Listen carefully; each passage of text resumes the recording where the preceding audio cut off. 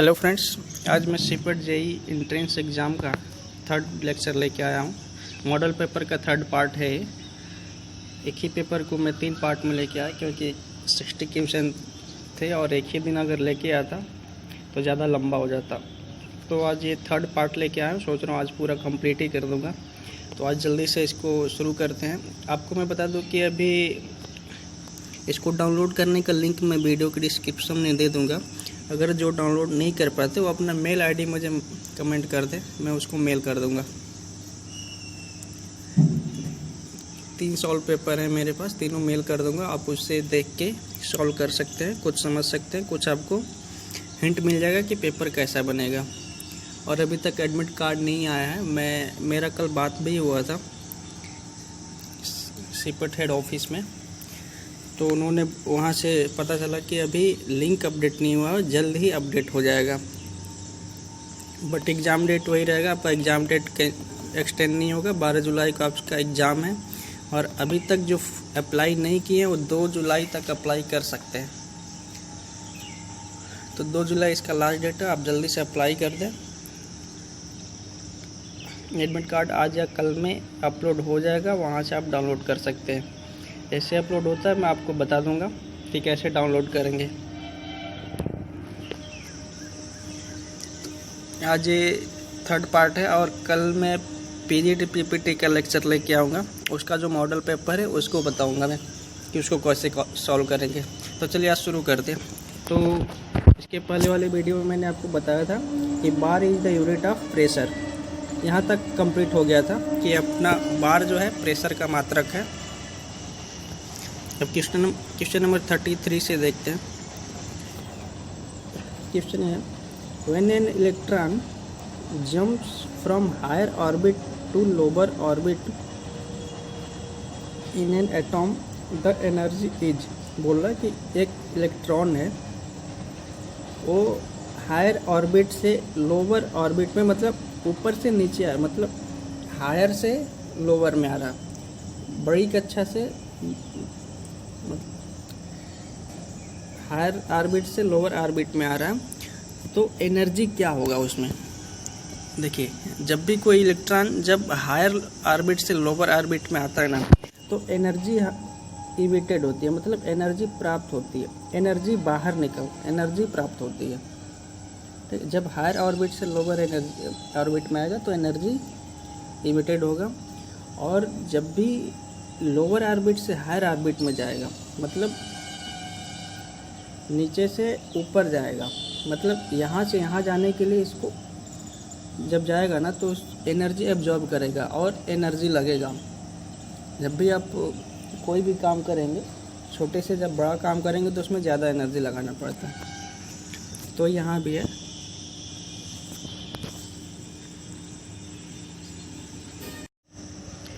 Next question पे चलते हैं। नेक्स्ट क्वेश्चन है हमारा, potassium and calcium belongs to. देखिए, पोटेशियम एंड कैल्शियम जो बिलोंग्स करता है वो एस ब्लॉक से बिलोंग करता है। एस ब्लॉक से कैसे बिलोंग करता है? क्योंकि दोनों का जो जब आप इलेक्ट्रॉनिक विन्यास निकालेंगे ना, तो अंतिम इलेक्ट्रॉन किस ब्लॉक में आता है? एस ब्लॉक में। ब्लॉक कितने होते हैं? एस ब्लॉक 4 होते हैं, एस पी डी एफ। ठीक, इसको सब सेल बोलते हैं, SPDF। अभी क्या होता है ना, पोटेशियम का आपका परमाणु क्रमांक 19 होता है और कैल्शियम का परमाणु क्रमांक 20 होता है। तो जब आप पोटेशियम का इलेक्ट्रॉनिक विन्यास करेंगे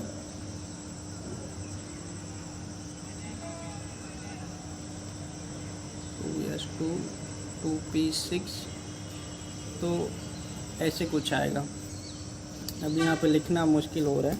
क्या होता है, इलेक्ट्रॉनिक विन्यास आप एक बार पढ़िएगा। उसमें पहला जो कक्षा रहेगा उसमें 2 इलेक्ट्रॉन रहता है, दूसरे कक्षा में 6 इलेक्ट्रॉन रहता है, और तीसरे कक्षा में आपका 10 रहता है, और चौथे कक्षा में 14 रहता है। ऐसे रहता है आपका इलेक्ट्रॉनिक विन्यास, ऐसे होता है। तो पहले कक्षा में 2 हो गया, दूसरे में आपका 6 हो गया। तो इसको जब आप ऐसे लिखेंगे 1s2 2s2 2p6 ऐसे करके ना, जब आप इलेक्ट्रॉनिक विन्यास निकालेंगे तो जो पोटेशियम का लास्ट इलेक्ट्रॉन आएगा ना, वो एस ब्लॉक में, एस में आएगा, 2 इलेक्ट्रॉन रहेगा उसका, और कैल्शियम का केवल 1 इलेक्ट्रॉन बचेगा। ठीक है, तो दोनों का जो अंतिम इलेक्ट्रॉन है वो एस ब्लॉक में आएगा, इसके लिए दोनों एस ब्लॉक से बिलोंग करते हैं। अगला क्वेश्चन है आपका, impurity present in the ore are called. जो अयस्क होता है ना, उसमें अशुद्धियाँ जो पाई जाती है, अयस्क में अशुद्धियों को क्या कहा जाता है? गैंग कहा जाता है। अयस्क में जो अशुद्धियाँ होती हैं उसे गैंग कहा जाता है, अयस्क। नेक्स्ट क्वेश्चन है 36, in electrolysis the reaction take place at cathode is. Cathode पे क्या होता है? रिडक्शन होता है। इलेक्ट्रोलाइसिस प्रोसेस में जो रिएक्शन होता है ना, उसमें कैथोड पे कौन सी रिएक्शन होती है बोल रहा है। जब हम इलेक्ट्रोलाइसिस प्रोसेस कराते हैं तो कैथोड पे कौन सी रिएक्शन होती है? कैथोड पे रिडक्शन होता है आपका, ठीक।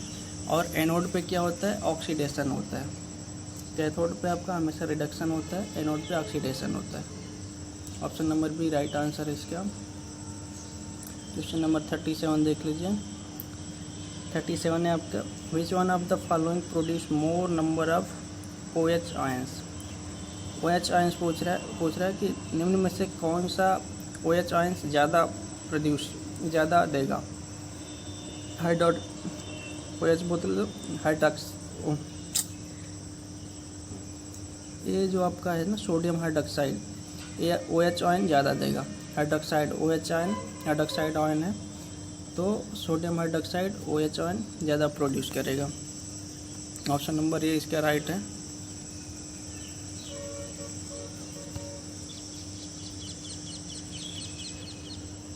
क्वेश्चन नंबर 38 है आपका। 38, identify the wrong sequence of element in A group. Element in A group का रॉन्ग सीक्वेंस, ये देखिए, ए ऑप्शन का सीक्वेंस सही है, कैल्शियम, ब्रोमीन, बेरियम। ये क्या है ना, इसका जो परमाणु क्रमांक है उसके असेंडिंग ऑर्डर में रखा गया है। सी वाला देखिए, क्लोरीन, ब्रोमीन, आयोडीन, पहले क्लोरीन आता है, फिर ब्रोमीन आता है, फिर आयोडीन आता है, ठीक। डी देखिए, नाइट्रोजन, फास्फोरस और आर्सेनिक। असेंडिंग ऑर्डर में रखा गया, बट इसका जो है ना ऑप्शन नंबर बी का, ये असेंडिंग ऑर्डर में नहीं है।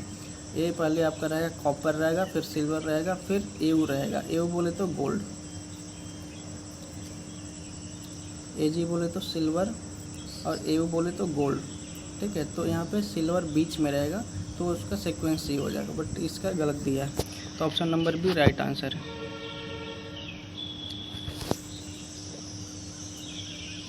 क्वेश्चन नंबर 39 देख लीजिए।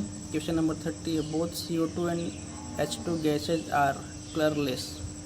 बोल रहा है हाइड्रोजन और कार्बन डाइऑक्साइड जो गैस होती हैं वो कलर रंगहीन होती हैं। ये उसकी प्रॉपर्टीज है। ऑक्सीजन और हाइड्रोजन और कार्बन डाइऑक्साइड गैसेज होती है, रंगहीन होती हैं। तो आपका ऑप्शन नंबर भी राइट आंसर हो जाएगा। क्वेश्चन नंबर 40 देखिए। 40 सबका, which one of the following will turn red litmus blue. बोल रहा है कि निम्न में से कौन सा लाल लिटमस पेपर को ब्लू में कन्वर्ट कर देता है। तो बेकिंग सोडा जो होता है ना, वो लाल लिटमस को ब्लू में कन्वर्ट कर देता है। बी आपका राइट आंसर है। क्वेश्चन नंबर 41 देख लीजिए। 41 है, lime water is. Lime water calcium hydroxide. Calcium hydroxide को लाइम वाटर बोलते हैं। चूने का पानी, चूने का पानी किसे बोलते हैं? कैल्शियम हाइड्रॉक्साइड को। ऑप्शन नंबर बी इसका राइट आंसर होगा। चलिए नेक्स्ट क्वेश्चन है आपका, न्यूमेरिकल है। इसको न्यूमेरिकल को कैसे सॉल्व करेंगे मैं बता देता हूँ आपको, हल्का सा हिंट दूंगा। पहले क्वेश्चन समझिए। क्वेश्चन क्या बोल रहा है, how much volume of 10 m, m बोले तो मोलर, ठीक। How much volume of 10 molar HCl should be diluted with water prepared 2 liter of 5 molar HCl।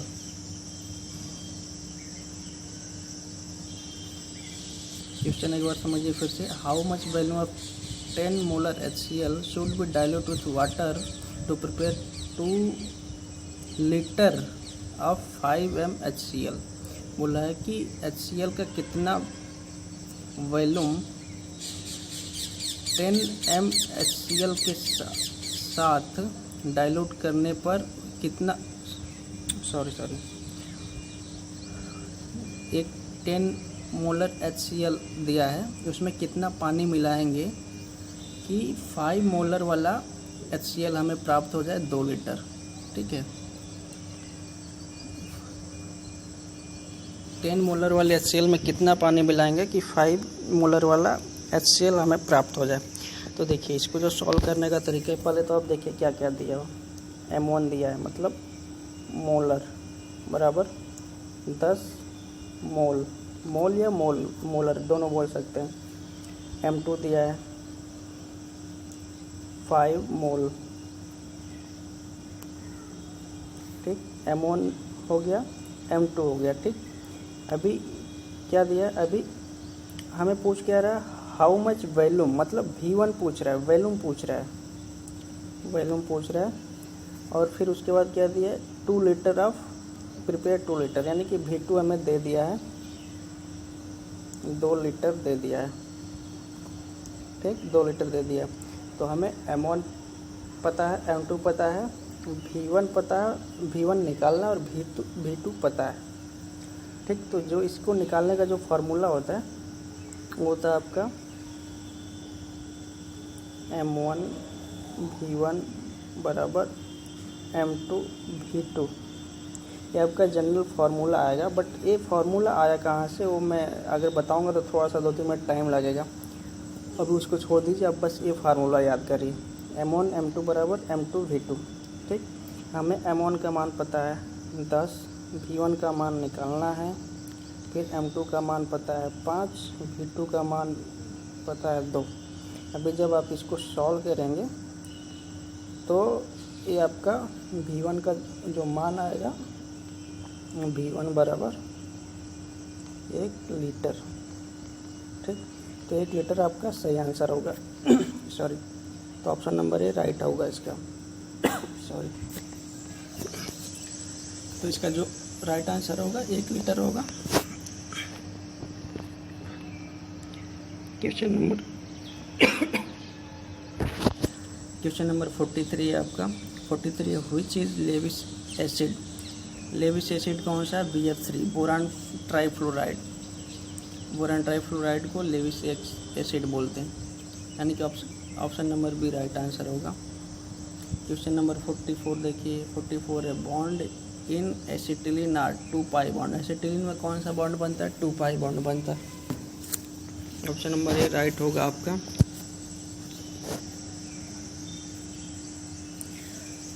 फिर नेक्स्ट क्वेश्चन है आपका, एक quadratic equation whose root is 3 is. बोल रहा है कि एक इक्वेशन है, वो कौन सा इक्वेशन है जिसका एक रूट 3 होगा। अब इसको कैसे चेक किया जाता है, वो क्वेश्चन में वो कौन सा इक्वेशन है, द्विघात समीकरण है, वो कौन सा समीकरण है जिसका एक रूट 3 है। यहाँ पे क्वाड्रेटिक लिखा है, यहाँ पे द्विघात समीकरण, ये सब द्विघात समीकरण दिया हुआ है। ठीक है, तो इसका मोल जो है 1 मोल 3 है रूट। तो अभी देखिए उसको कैसे चेक करेंगे, वो किस समीकरण का है।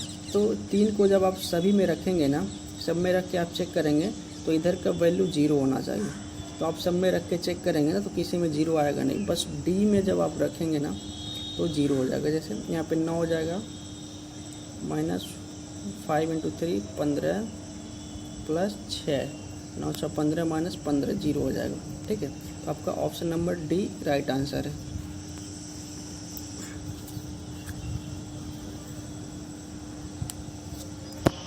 अब क्वेश्चन नंबर 46 देखिए। क्वेश्चन नंबर 46 बहुत ही अच्छा क्वेश्चन है, बहुत ही अच्छा क्वेश्चन है। क्वेश्चन क्या है, the slope of straight line 7y - 2x = 11 is equal to. पूछ रहा है एक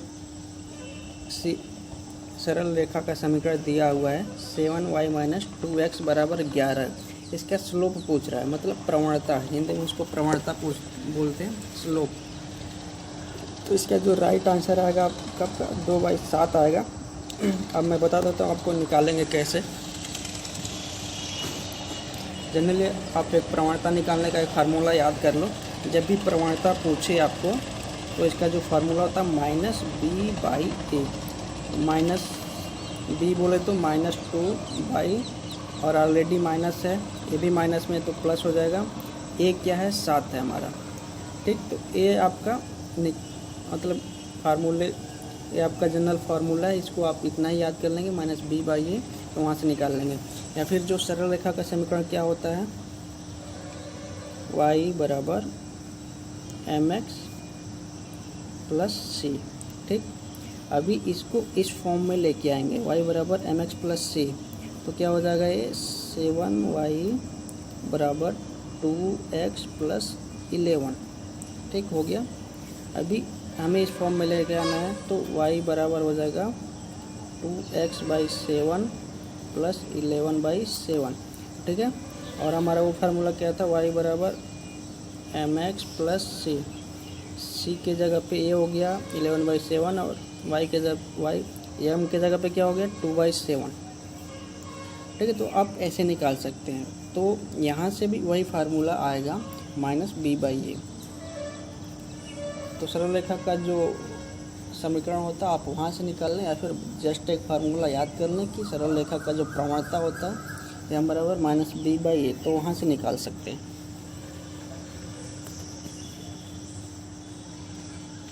क्वेश्चन नंबर 47 देखिए, ये भी अच्छा क्वेश्चन है आपका। बोला कि the side of two similar triangle are in the ratio of 2/3, their area as the ratio of. तो ट्रायंगल का जो समरूप ट्रायंगल जो होते हैं ना, उसके एरिया का जो अनुपात होता है ना, मतलब जो भुजाओं के समरूप भुजाओं के वर्गों के बराबर होता है। तो A1 का मान कितना है, 2 और 3। जब 2 का वो करेंगे तो 4/9 आ जाएगा। इसका जब स्क्वायर करेंगे तो 4/9 आ जाएगा, ठीक है। समरूप त्रिभुज के समरूप भुजाओं के वर्गों का अनुपात ही उसके क्षेत्रफल का अनुपात होता है। क्वेश्चन नंबर 48 देखिए। क्वेश्चन नंबर 48 में है कि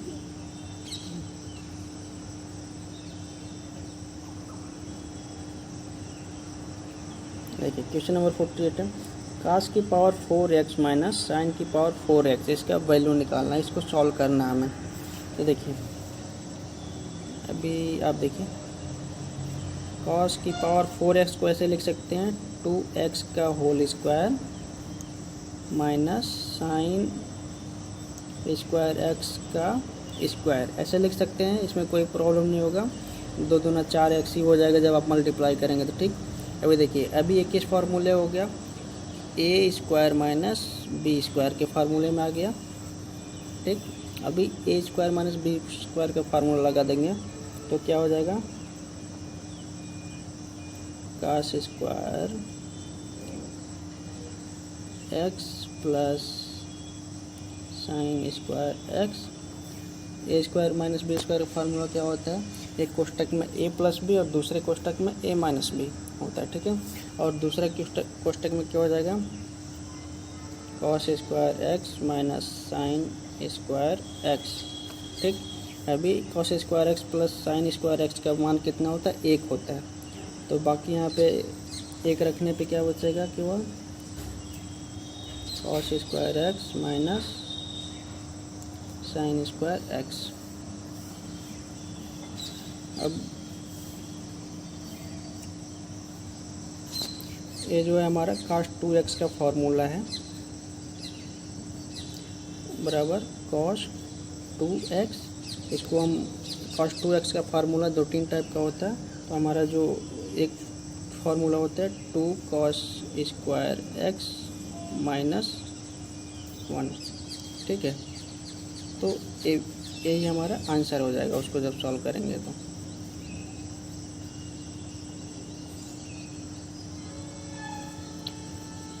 तो आपका राइट आंसर बी होगा।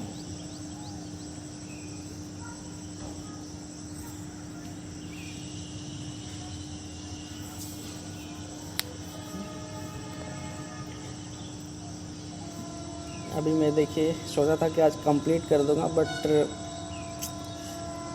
टाइम कम होने की वजह से आज भी इसको स्टॉप करना पड़ेगा। अभी अगर टाइम मिलता है तो मैं आज ही जो बाकी क्वेश्चन है आज ही आपको बता दूंगा।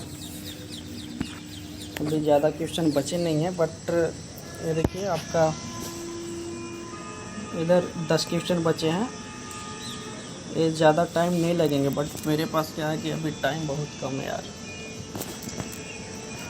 और फिर ऊपर कुछ क्वेश्चन इंग्लिश का है, तो अभी मैं आपको इसको यहीं पे स्टॉप करता हूँ और बाकी के क्वेश्चन में आज ही टाइम निकाल के लेके आ जाऊँगा।